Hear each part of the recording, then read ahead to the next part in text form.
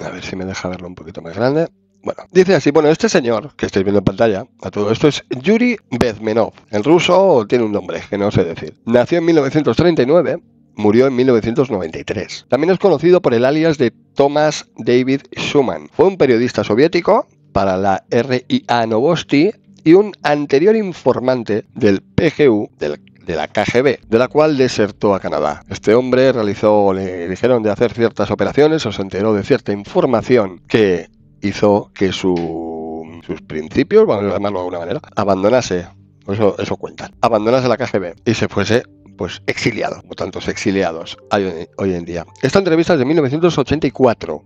Exactamente, por lo que he visto en la información. Y dice, es un extracto de 9 minutos con 46 segundos que yo os voy a traducir y que después, en cuanto yo termine, vamos a poner en el 24 horas, hasta mañana a las 11, la entrevista completa. En este caso es en inglés, traducida con subtítulos. Yo os voy a leer este cachito que creo que es importante, porque aunque está grabada en 1984, a lo mejor nos resuena todo un poco. De algunos de nosotros en 1984, aunque éramos niños, pero bueno, hasta ahí nuestra memoria llega, ¿no? ¿O no? Bueno, eso habría que discutirlo. Dice lo siguiente, iré parando si veo que va muy rápido. Dice así, el entrevistador le pregunta, antes se refirió usted varias veces a la subversión ideológica. Atentos a los términos, que es importante. Un concepto que yo me temo que algunos useños no entienden del todo. Cuando dice useños, dice americanos. Useños, se refiere a los americanos en 1984, pero lo podemos aplicar perfectamente a Occidente, realmente, por no decir Europa, pero es exactamente igual. Subversión ideológica, como decía. Subversión ideológica es el proceso legal abierto e indisimulado que puede usted ver con sus propios ojos. Todo lo que usted y los medios useños tienen que hacer es sacarse los plátanos de las orejas y abrir los ojos para verlo. No hay ningún misterio, no tiene nada que ver con el espionaje. Ya sé que el espionaje parece más romántico, más atractivo para la audiencia. Por eso, sus productores de Hollywood se vuelven locos con las películas tipo James Bond, por ejemplo. Pero en realidad, el mayor esfuerzo de la KGB no se dedica en absoluto a la inteligencia o la recogida de información.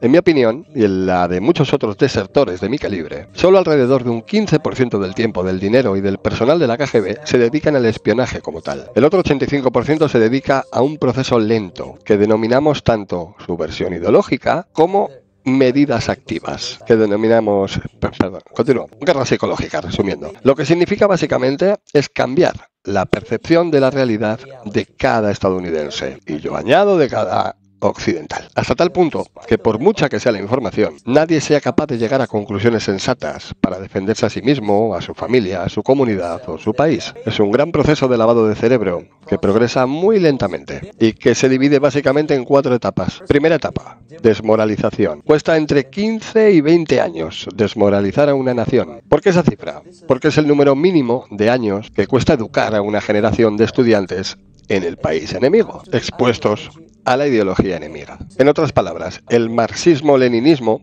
ha sido bombeado en las molleras de al menos 3 generaciones de estudiantes, sin ser desafiado o contrapesado por los valores básicos del americanismo, por ejemplo, del patriotismo. El resultado, a la vista está. La mayoría de quienes se graduaron en los 60, de quienes dejaron los estudios y de los intelectuales a medio cocinar, ocupan ahora puestos de poder en el gobierno, la administración, los negocios, los medios de masas, el sistema educativo. Están por todas partes. No podéis libraros de ellos. Están contaminados, programados para reaccionar a ciertos estímulos según un determinado patrón. No es posible cambiar sus mentes. Incluso si los expones a datos verídicos, si les demuestras que lo blanco es blanco y lo negro es negro, sigue sin poder cambiar su percepción básica y su lógica de comportamiento. En otras palabras, en esta gente el proceso de desmoralización es completo e irreversible. Para que la sociedad pudiera librarse de esta gente, harían falta otros 15, 20 años para educar a una nueva generación de personas con mentalidad patriótica y con sentido común, que actuasen en favor de la sociedad y conforme a los intereses de esta. Y aún así es la misma gente que ha sido programada y, como dijo usted, promovida a sus puestos por ser proclives a las ideas soviéticas. Son la misma gente que serán marcadas para su exterminio en este país. Dice la mayoría de ellos sí, sencillamente porque dado el shock psicológico, cuando en el futuro vean lo que la hermosa sociedad de igualdad y justicia social significa en la práctica, por supuesto se rebelarían, estarían muy descontentos, muy frustrados. Y un régimen marxista, leninista, no tolera a esta gente. Por supuesto, se unirían a las redes de disidencia. Al contrario que los Estados Unidos de hoy, no habrá lugar para la disidencia en la futura América marxista-leninista. Aunque aquí uno puede hacerse famoso como Daniel Ellsberg o asquerosamente rico como Jane Fonda por ser disidente, por criticar al Pentágono, en el futuro esa gente será sencillamente aplastada como una cucaracha. Nadie va a pagarles nada por sus bellos y nobles ideales de igualdad. Es algo que no comprenden y que será la mayor conmoción para ellos, claro. El proceso de desmoralización está ya básicamente completado. Durante los últimos 35 años, de hecho, está más que completado, porque alcanzan ya áreas que ni siquiera el camarada Andropov, con todos sus expertos, se hubiera atrevido a soñar. Un tremendo éxito. Hecho casi todo por los propios americanos en este caso.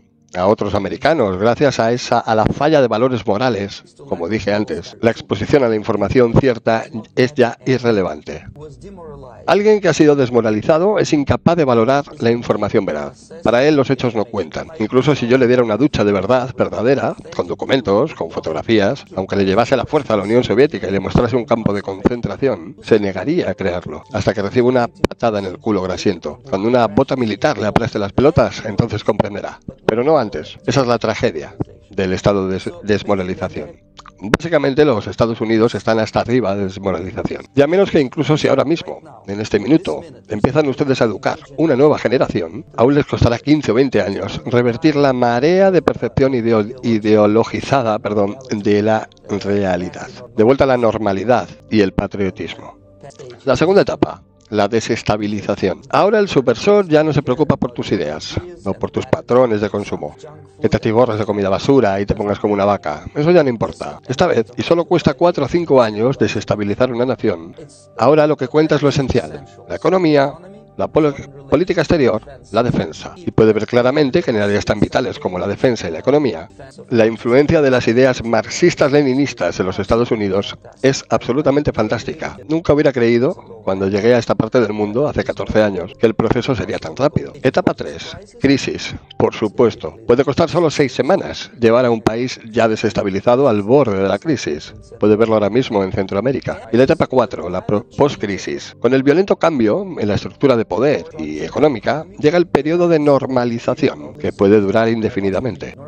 Normalización es una expresión cínica tomada de la propaganda soviética. Cuando los tanques soviéticos entraron en Praga en 1968, el camarada Brezhnev dijo: ahora la situación en nuestra hermana Checoslovaquia se ha normalizado. Eso es lo que sucederá en los Estados Unidos si permitís a todos esos idiotas llevar el país a una crisis.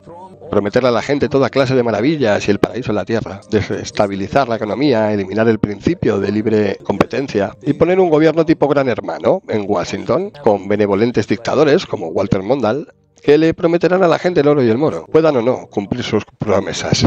Se irán a Moscú a besarle el culo a la nueva generación de asesinos soviéticos. No importa, crearán la falsa ilusión de que la situación está controlada, pero no está controlada. La situación está desagradablemente fuera de control. La mayoría de políticos, medios y educadores, americanos se refiere él, adiestran a los jóvenes para creer que viven en tiempos de paz. Falso. Los Estados Unidos se hallan en un estado de guerra. Una guerra total, no declarada, contra los principios básicos y cimientos de este sistema.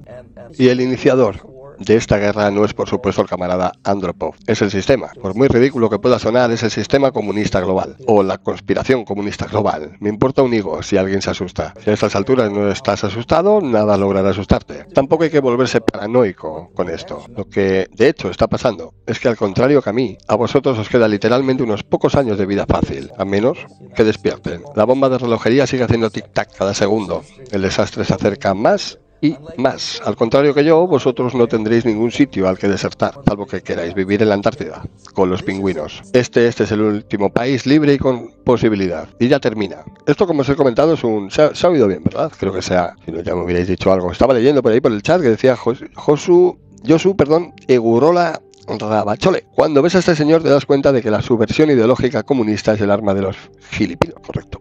Y comenta también, y la anterior arma fue la religión, en especial la espada de Alá. José Pérez López añade, como en España, después de la pandemia, la normalización. Entrevista realizada en 1984 a este señor, Yuri Alexandrovich Bezmenov, también conocido por el alias de Thomas David Schuman, periodista soviético e informante del PGU de la KGB. Desertó a Canadá. Podéis comprobarlo.